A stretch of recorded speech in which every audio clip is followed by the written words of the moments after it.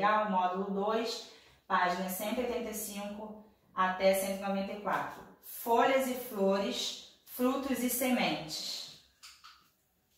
Folhas. As moradias da comunidade de Ceci são cobertas com folhas. Nas plantas, as folhas desempenham papéis importantes. Veja a seguir. Trocas gasosas. As folhas são o principal local de trocas gasosas das plantas. É por meio dessas estruturas que as plantas absorvem e eliminam gases no ambiente durante a respiração e a produção dos alimentos, tá? Aqui, ó, nessa partezinha aqui. Eliminação de água. As plantas podem eliminar água por meio da transpiração, que ocorre principalmente nas folhas, tá? Aqui quando ela está transpirando. Produção de alimento. A fotossíntese ocorre principalmente nas folhas, por isso, essa parte da planta é o principal local de produção do alimento. As folhas podem apresentar diferentes tamanhos e formatos. Ligue cada adivinha situada à esquerda ao tipo de folha que melhor representa sua resposta. Quem é?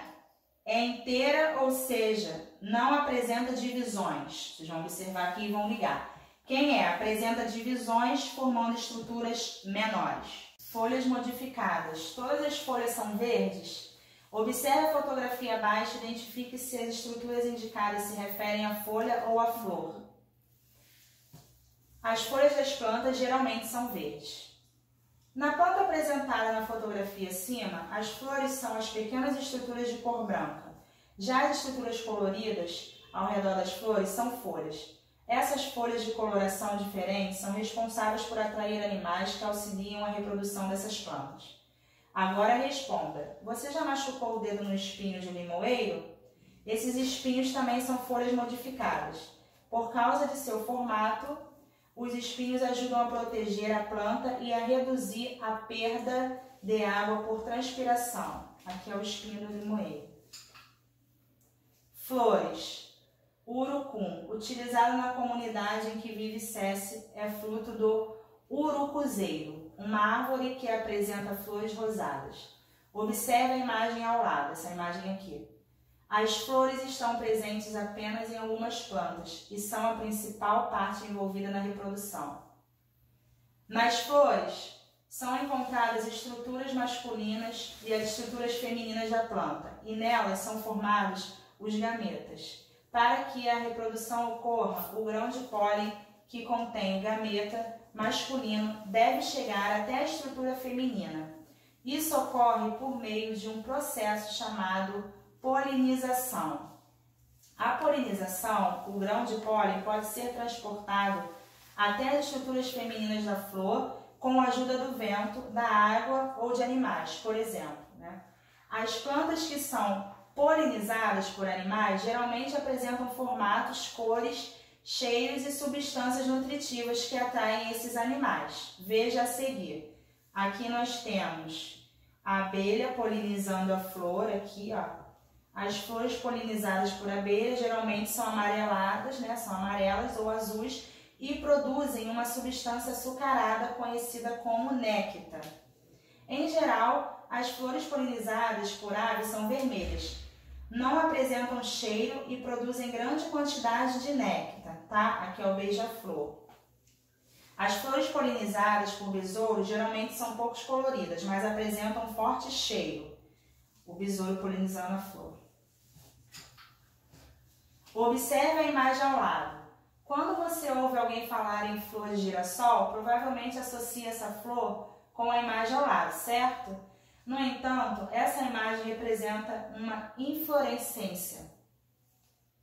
Em algumas plantas, as flores são agrupadas formando um conjunto que aparenta ser apenas uma flor. Esse conjunto de flores é chamado inflorescência. O girassol e a hortênsia possuem esse tipo de flor. Veja abaixo, aqui, ó, girassol, flores do girassol e a hortênsia.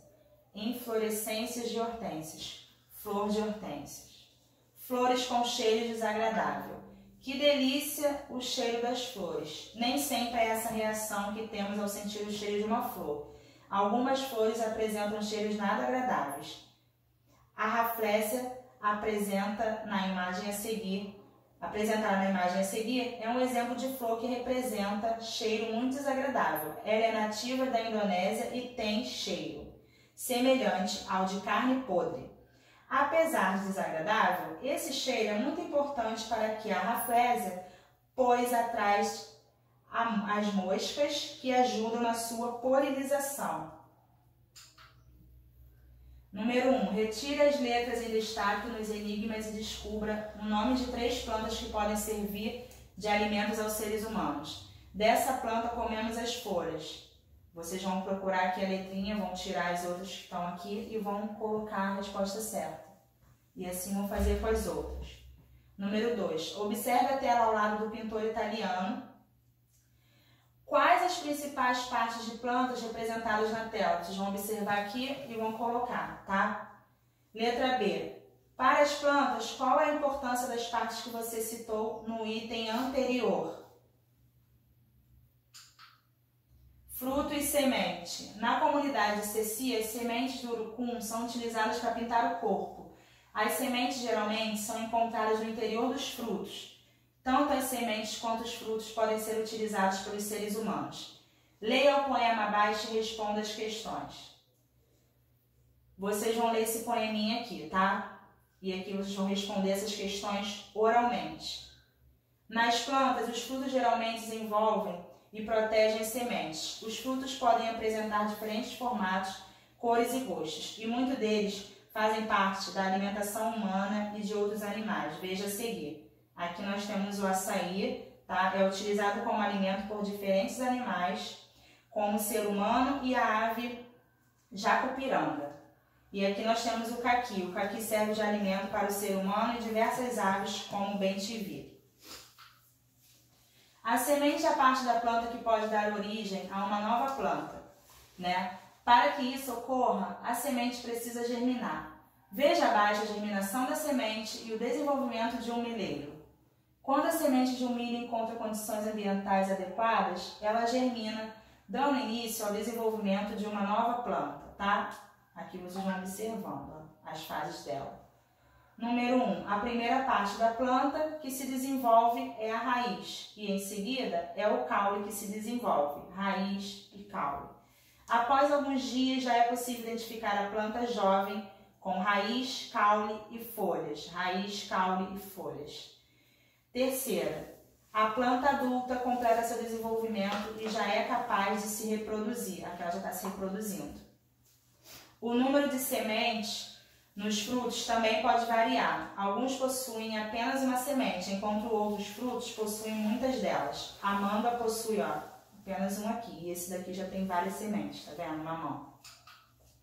Dispersão de sementes. Observe a imagem ao lado. O que o animal está fazendo? Como o animal da imagem pode ajudar a espalhar as sementes do ambiente, tá? Respondam oralmente. Muitos animais se alimentam dos frutos das plantas. Ao comer os frutos, eles podem deixar as sementes caírem no solo, podem carregá-las para os outros locais ou ainda eliminá-los nas fezes. Todas essas ações ajudam na dispersão das sementes, ou seja, ajudam a espalhar as sementes no ambiente. Além dos animais, a água e o vento também espalham algumas sementes no ambiente. Veja a seguir. Sementes dispersas pelo vento. Aqui, os frutos do dente de leão são leves e possuem estruturas semelhantes a uma pluma, facilitando a dispersão das sementes pelo vento. Aqui ela voando, tá vendo aqui?